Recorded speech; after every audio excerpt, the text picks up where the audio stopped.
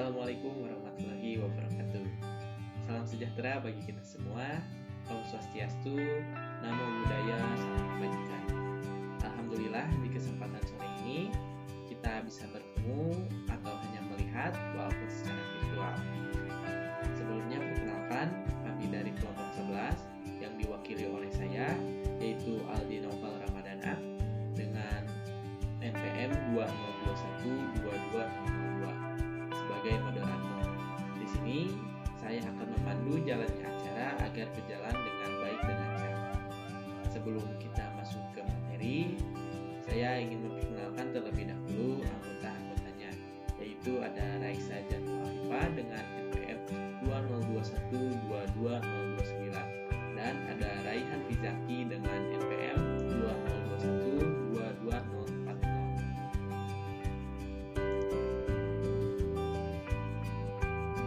Baik, selanjutnya kita masuk ke materi. Tapi sebelumnya saya ingin membahas dulu sedikit atau gambaran materi apa yang akan kelompok kami jelaskan, yaitu materinya tentang proses perkembangan kepribadian, kemandirian, dan penyesuaian peserta didik. Sebelumnya, di materi ini kita akan membahas mengenai perkembangan kepribadian peserta didik. Selanjutnya ada penyesuaian diri peserta didik, dan yang terakhir ada perkembangan kemandirian peserta didik. Itulah materi yang akan kelompok 11 sampaikan. Agar lebih jelas, langsung saja lanjut ke materi yang akan menjelaskan materi tentang perkembangan kepribadian peserta didik yang akan disampaikan oleh Raisa Janul Afifah. Kepada Raisa dipersilakan.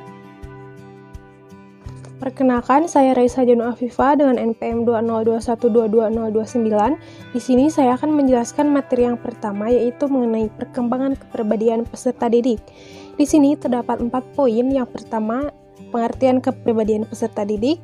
B. Macam-macam karakteristik kepribadian. C. Faktor yang menentukan perkembangan kepribadian peserta didik. Dan D. Faktor yang mempengaruhi perkembangan kepribadian peserta didik. Selanjutnya, saya akan menjelaskan mengenai poin A, yaitu pengertian perkembangan kepribadian peserta didik. Kepribadian atau psik adalah mencakup keseluruhan pikiran, perasaan, dan tingkah laku, kesadaran dan ketidaksadaran. Adapun kepribadian merupakan terjemahan dari bahasa Inggris, yaitu personality. Kata personality sendiri berasal dari bahasa Latin, yaitu persona, yang berarti topeng yang digunakan oleh para aktor dalam suatu permainan atau pertunjukan. B. Yaitu macam-macam karakteristik kepribadian.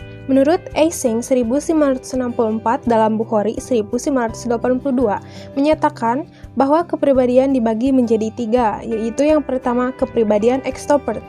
Kepribadian ini dicirikan dengan adanya sifat sosiabilitas, bersahabat, menikmati kegembiraan, aktif bicara, impulsif, dan juga menyenangkan spontan, ramah, sering ambil bagian dalam aktivitas sosial. Yang kedua yaitu kepribadian introvert. Kepribadian ini dicirikan dengan sifat pemalu, suka menyendiri, mempunyai kontrol diri yang baik. Yang ketiga yaitu neurosis. Neurosis ini dicirikan dengan adanya pencemas, pemurung, tegang, bahkan terkadang disertai dengan simptom fisik seperti keringat, pucat, dan gugup.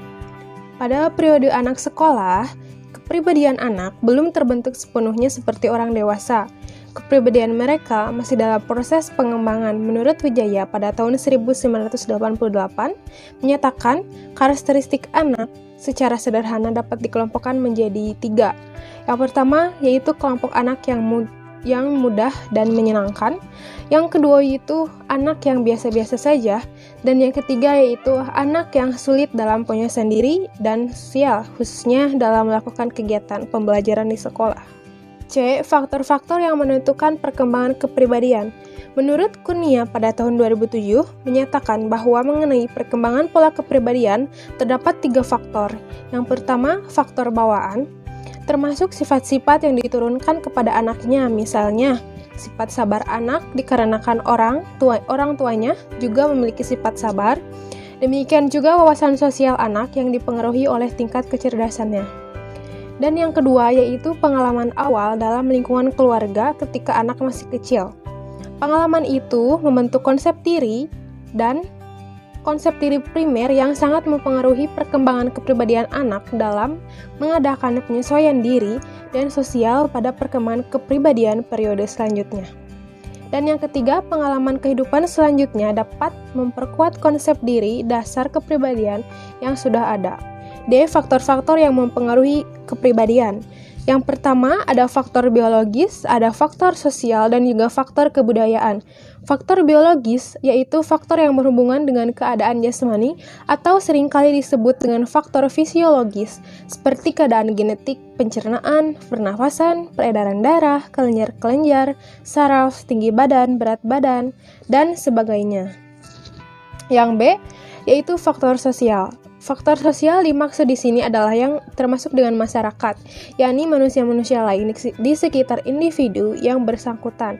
Termasuk juga ke dalam faktor sosial adalah tradisi, adat istiadat, peraturan-peraturan, bahasa, dan sebagainya yang berlaku dalam kehidupan bermasyarakat. Dan yang terakhir yaitu faktor kebudayaan. Perkembangan dan pembentukan kepribadian pada diri seseorang tidak dapat dipisahkan dari kebudayaan masyarakat di mana seseorang itu dibesarkan. Beberapa aspek kebudayaan sangat mempengaruhi perkembangan dan pembentukan kepribadian, antara lain nilai-nilai atau values, adat dan tradisi, pengetahuan dan keterampilan, dan juga milik kebendaan atau material possessions.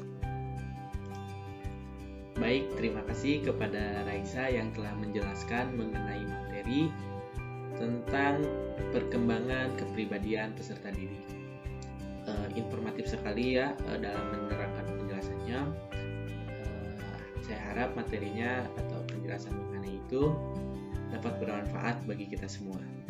Baik, langsung saja kita lanjutkan ke materi selanjutnya, yaitu tentang perkembangan kemandirian peserta didik yang akan disampaikan oleh Raihan Fizaki.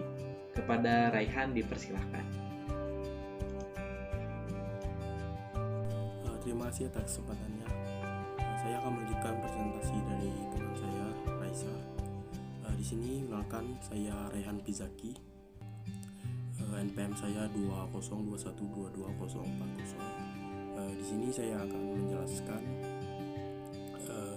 tentang perkembangan kemandirian peserta didik. Saya jelaskan tentang A. Pengertian kemandirian peserta didik. B. Tingkatan dan karakteristik kemandirian peserta didik. C. Pentingnya kemandirian bagi peserta didik. D. Perkembangan kemandirian peserta didik dan implementasi pendidikan. E. Bentuk-bentuk kemandirian. F. Faktor-faktor yang mempengaruhi kemandirian. G. Upaya pengembangan kemandirian.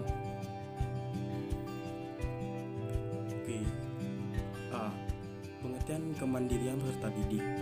Istilah kemandirian berasal dari kata dasar diri yang mendapat awalan ke dan akhiran an, kemudian membentuk suatu kata keadaan atau kata benda.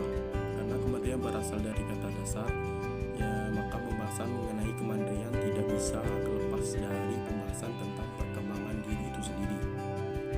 Sehingga kemandirian merupakan suatu hal yang penting dan harus dimiliki setiap manusia agar manusia tidak selalu bergantung kepada orang lain. Selanjutnya B. Tingkatan dan karakteristik kemandirian peserta didik. Yang pertama itu tingkat pertama adalah tingkatan inklusif dan melindungi diri. Tingkatan kedua adalah konformistik. Tingkatan ketiga adalah tingkat sadar diri. Tingkatan terakhir keempat adalah tingkatan seksama atau conscientious. Setelah itu C. Pentingnya kemandirian bagi peserta didik. Pentingnya kemandirian bagi peserta didik dapat dilihat dari situasi kompleksitas kehidupan dewasa ini yang secara langsung atau tidak langsung mempengaruhi kehidupan peserta didik. Pengaruh kompleksitas kehidupan terhadap peserta didik terlihat dari berbagai fenomena yang sangat membutuhkan perhatian dunia pendidikan seperti perkelahian antara pelajar, penyalahgunaan obat dan alkohol dan lain-lain. Terus selanjutnya di perkembangan kemandirian peserta didik dan implikasinya bagi pendidikan atau implementasi pendidikan. Kemandirian adalah kecakapan yang berkembang secara rentang kehidupan individu yang sangat dipengaruhi oleh faktor-faktor pengalaman dan pendidikan. Oleh sebab itu, pendidikan dikelola perlu melakukan upaya-upaya pengembangan kemandirian peserta didik, diantaranya 1. Mengembangkan proses belajar mengajar. 2. Mendorong anak untuk berpartisipasi aktif. 3. Memberi kebebasan kepada anak untuk mengeksplorasikan lingkungan. 4. Penerimaan positif tanpa syarat kelebihan atau kekurangan anak. Dan juga terakhir, menjalin hubungan yang harmonis dan akrab dengan anak.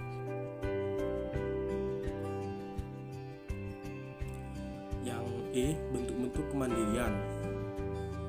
Menurut Robert H. Avigors, membedakan kemandirian atas 4 bentuk kemandirian, yaitu 1. Kemandirian emosi, yaitu kemampuan mengontrol emosi. 2. Kemandirian ekonomi, yaitu kemampuan mengatur ekonomi sendiri. 3. Kemandirian intelektual, yaitu kemampuan untuk mengatasi berbagai masalah yang dihadapi. 4. Kemandirian sosial, yaitu kemampuan untuk mengadakan interaksi dengan orang lain atau tidak tergantung pada aksi orang lain. Sementara itu, menurut Stolberg tahun 1993 membedakan karakteristik kemandirian atas 3 bentuk, yaitu kemandirian emosional, kemandirian tingkah laku, dan kemandirian nilai.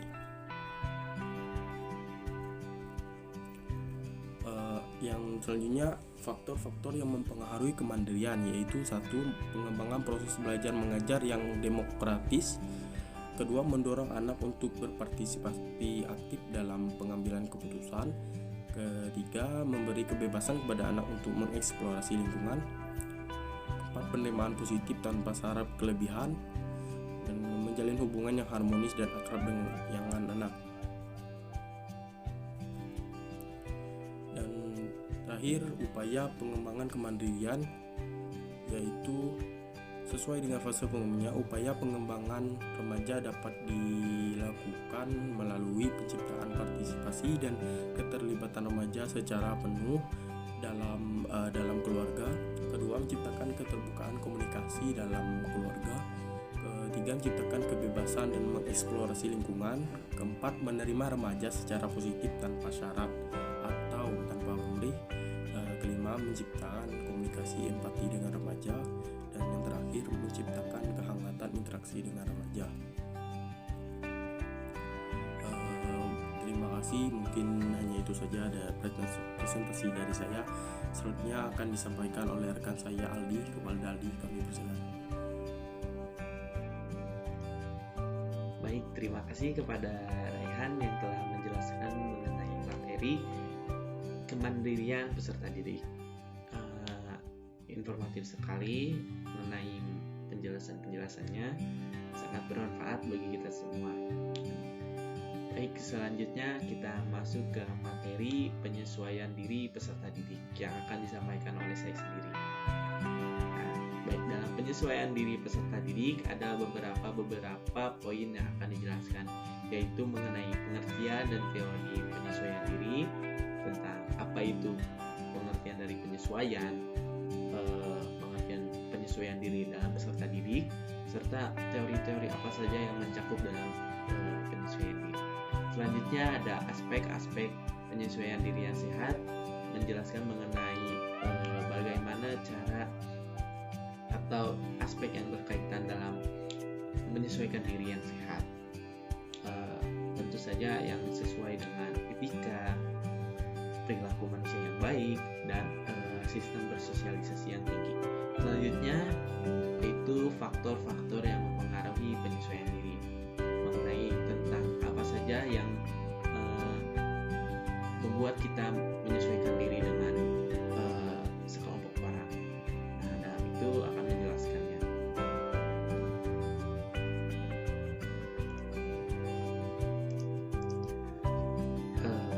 Pengertian dan teori penyesuaian diri. Apa sih pengertian dari penyesuaian diri itu? Lalu apa aja sih teori-teori yang mendukung dalam penyesuaian diri? Nah, di sini saya akan menjelaskan itu. Pertama yaitu penyesuaian diri. Penyesuaian diri merupakan suatu konstruk psikologi yang luas dan kompleks, serta melibatkan semua reaksi individu terhadap tuntutan baik dari lingkungan luar maupun dari dalam diri individu itu sendiri. Dengan perkataan lain, masalah penyesuaian diri menyangkut seluruh aspek kepribadian individu dalam interaksinya dengan lingkungan dalam dan luar dirinya. Penyesuaian mencakup belajar untuk menghadapi keadaan baru, dimulai perubahan dalam tindakan atau sikap sepanjang hidupnya. Individu akan mengadakan perubahan perilaku karena memang dia dihadapkan pada kenyataan dirinya maupun lingkungannya yang terus berubah. Ini seperti yang dimaksud oleh Derlenga dan Nyanda pada tahun 1978, bahwa penyesuaian adalah proses seumur hidup, dan orang harus terus menghadapi tekanan dan tantangan hidup untuk mencapai kepribadian yang sehat. Konsep penyesuaian diri bersifat relatif, sehingga tidak dapat dibuat suatu pilihan cara dalam menghadapi stres tertentu secara pasti. Menurut Schneider, pada tahun 1964, penyesuaian diri itu dikatakan relatif karena penyesuaian diri dirumuskan dan dievaluasi dalam pengertian kemauan seseorang untuk mengubah atau untuk mengatasi tuntutan yang mengganggunya. Kemampuan ini berubah-ubah sesuai dengan nilai-nilai kepribadian dan tahap perkembangannya. Selanjutnya, kualitas dari penyesuaian diri berubah-ubah terhadap beberapa hal yang berhubungan dengan masyarakat dan kebudayaan. Dan selanjutnya yaitu adanya variasi tertentu pada individu. Itu seperti adanya dorongan lain dari individu itu sendiri, seperti dalam diri masing-masingnya sendiri. Selanjutnya yaitu mengenai aspek-aspek penyesuaian diri yang sehat. Apa sih aspek-aspek penyesuaian diri yang sehat itu? Penyesuaian diri yang baik berkaitan erat dengan kepribadian yang sehat. Sebab sebagaimana yang dikemukakan oleh Lazarus, kepribadian dan penyesuaian adalah subjek studi yang saling terkait totalitas. Ini adalah dua sisi dari mata uang yang sama. Sungguh tidak mungkin untuk membicarakan yang satu tanpa yang lain. Penyesuaian diri yang sehat dan dilihat dan maksudnya dapat dilihat dari 4 aspek kepribadian, yaitu tentang kematangan emosional, kematangan intelektual, kematangan sosial, dan tanggung jawab. Baik, yang pertama yaitu mengenai kematangan emosional. Kematangan emosional ini mencakup beberapa aspek, yaitu seperti didukung oleh aspek-aspek ini. Yang pertama adalah kemantapan suasana kehidupan emosional. Selanjutnya ada kemantapan suasana kehidupan kebersamaan dengan orang lain. Lalu ada kemampuan untuk santai, gembira, dan menyatakan kejengkelan. Tentu ini seperti menunjukkan emosional kita dalam menyesuaikan diri. Lalu selanjutnya ada sikap dan perasaan terhadap kemampuan dan kenyataan diri itu sendiri atau diri sendiri. Lalu yang kedua yaitu kematangan intelektual, didukung atau adapun mencakup aspek-aspeknya seperti kemampuan mencapai wawasan diri sendiri. Tentu saja ini berhubungan dengan intelektual kita dalam menyesuaikan diri. Selanjutnya kemampuan memahami orang lain dan keragamannya. Terus ada kemampuan mengambil keputusan dan keterbukaan dalam mengenal lingkungan. Dan langsung lanjut ke kematangan sosial, mencakup aspek-aspek dari keterlibatan dalam partisipasi sosial, lalu kesediaan kerjasama, Selanjutnya kemampuan kepemimpinan itu bagus sekali dalam menyesuaikan diri. Selanjutnya sikap toleransi. Sikap toleransi ini juga diperlukan sekali dalam aspek-aspek penyesuaian diri, karena itu membantu dalam hal etika, menghormati satu sama lain. Tentu saja ini bakal dipandang baik oleh anak. Dan yang selanjutnya keakraban dalam pergaulan, itu merupakan aspek-aspek yang mencakup dalam pembentangan sosial. Selanjutnya ada tanggung jawab. Tanggung jawab ini mencakup dari beberapa aspek seperti sikap produktif dalam mengembangkan diri, melakukan perencanaan dan melaksanakannya secara fleksibel, lalu sikap altruisme, empati, bersahabat dalam hubungan interpersonal. Selanjutnya kesadaran akan etika dan jujur, itu penting sekali. Lalu ada melihat perilaku dari segi konsekuensi atas dasar sistem nilai. Dan yang terakhir yaitu kemampuan bertindak independen. Itu merupakan aspek-aspek yang mencakup dari tanggung jawab.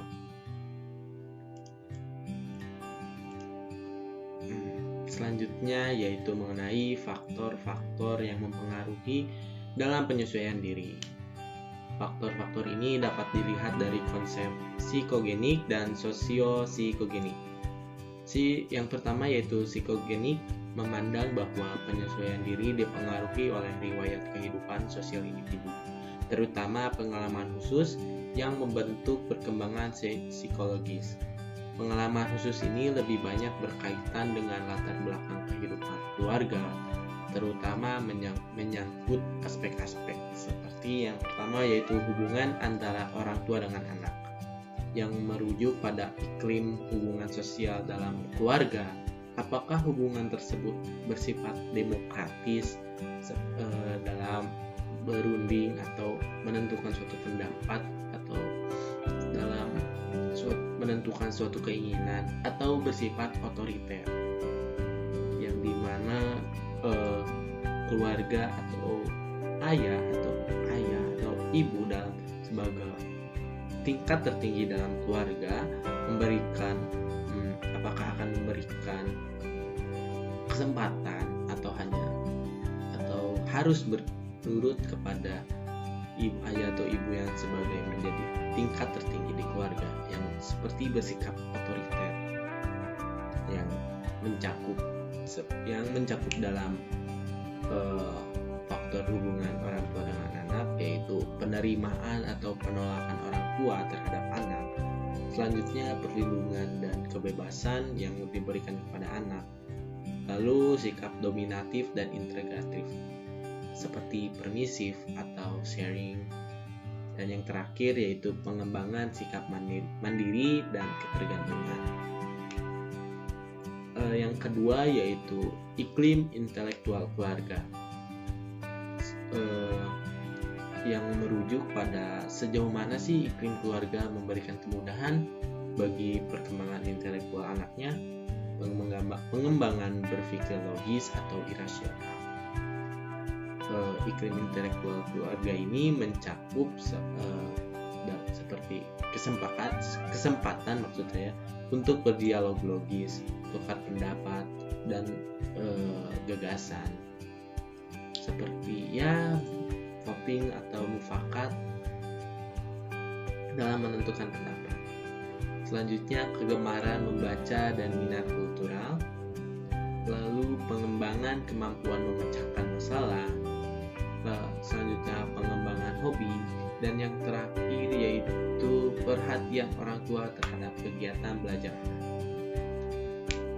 Lalu yang ketiga yaitu iklim emosional keluarga, yang merujuk pada sejauh mana stabilitas hubungan dan komunikasi di dalam keluarga yang terjadi, mencakup intensitas kehadiran orang tua dalam keluarga, lalu hubungan persaudaraan dalam keluarga, dan yang terakhir yaitu apakah kehangatan hubungan ayah dan ibu itu benar adanya dalam iklim emosional keluarga itu sendiri. Lalu kita lanjut ke konsep sosio-psikogeni.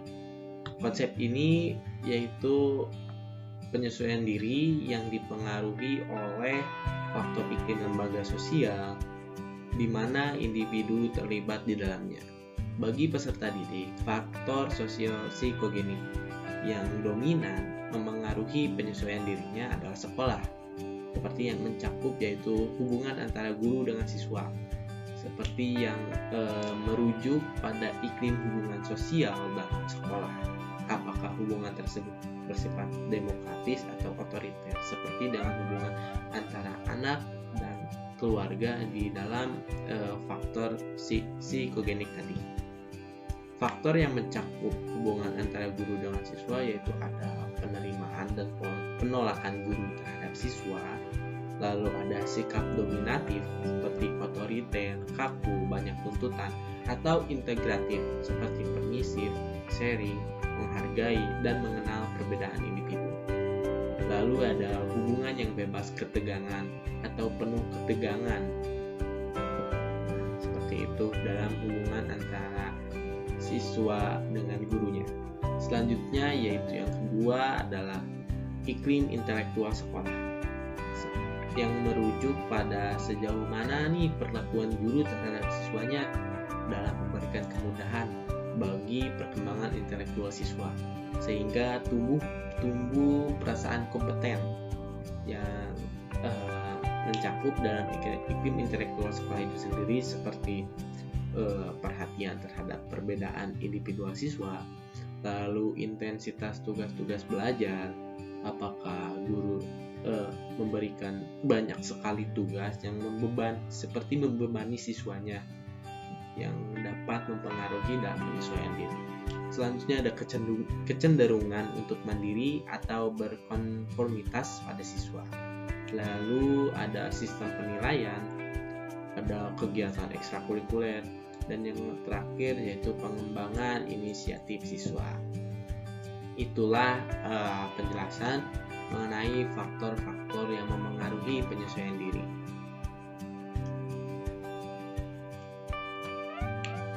Baik, semua materi mengenai proses kepribadian, lalu ada kemandirian dan penyesuaian diri bagi peserta didik telah tersampaikan semua oleh kelompok 11. Saya harap penjelasan tadi dapat dimengerti oleh kalian dan ilmunya dapat bermanfaat sekali bagi kalian. Nah, dari penjelasan-penjelasan tadi saya akan menyimpulkan beberapa penjelasan atau yang menurut saya itu penting, yaitu adalah yang pertama, proses perkembangan kepribadian adalah suatu tahapan awal yang dalam sebuah pencapaiannya membentukkan jiwa yang sempurna, serta dilakukan dengan menilai dari pembentukan akhlak terlebih dahulu yang mewujudkan ketakwaan terhadap Tuhan. Perkembangan kemandirian adalah suatu kondisi yang dimana seseorang memiliki hasrat bersaing untuk maju dalam kebaikan dirinya sendiri. Selanjutnya ada penyesuaian diri. Penyesuaian diri merupakan suatu proses alami yang bertujuan mengubah perilaku individu agar terjadi hubungan yang lebih sesuai dengan kondisi lingkungannya. Faktor yang memengaruhi adanya penyesuaian diri peserta didik yang akan dilihat dari sebuah konsep psikogenetik dan sosio-psikogenetik. Implikasi perkembangan kemandirian peserta didik yaitu mengembangkan proses belajar mengajar yang demokratis agar mendorong anak untuk berpartisipasi aktif dalam pengambilan keputusan, membebaskan kepada anak dan tidak membeda-bedakan anaknya itu sendiri. Itulah yang dapat saya simpulkan dari dari semua materi yang dijelaskan tadi. Sebenarnya sebuah penjelasan tadi itu yang dijelaskan oleh Raisa dan Raihan itu dan oleh saya penting sekali atau sangat penting semua. Tapi saya lebih merincikan lagi atau diperkecil lagi agar dapat mudah diingat bagi kalian untuk memahami apa saja yang penting dari proses perkembangan kepribadian, kemandirian, serta penyesuaian diri. Itulah hasil dari kelompok 11. Alhamdulillah, itu saja dari kelompok 11 yang dapat disampaikan. Semoga ilmunya dapat bermanfaat dan dapat digunakan bagi kita sebagai calon guru.